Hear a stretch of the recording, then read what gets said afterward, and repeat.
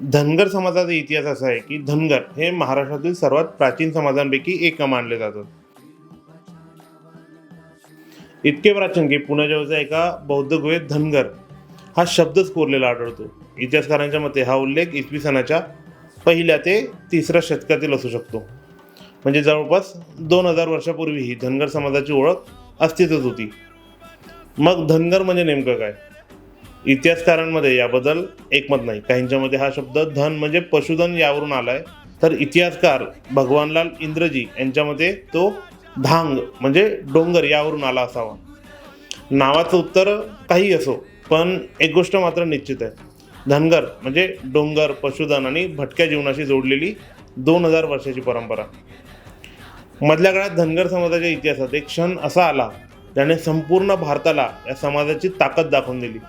डोंगर दऱ्यामध्ये कळप सांभाळणाऱ्या समाजातून एक योद्धा पुढे आला, मल्हारराव होळकर. आणि पुढे त्याच घराण्याने माळव्यावर राज्य केलं.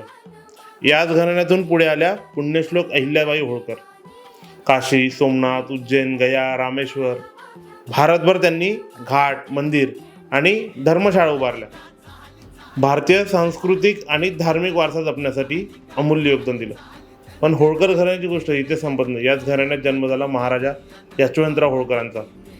तो राजा ज्याने इंग्रजांना उघडपणे आव्हान दिलं. इतिहासकार जदुनाथ सरकार यांनी त्यांना दी last great Indian who challenge the British before 1857 असं म्हटलं. म्हणून धनगर म्हणजे महाराष्ट्राच्या परिश्रमाचा आणि भारताच्या स्वाभिमानाचा चालता बोलता इतिहास.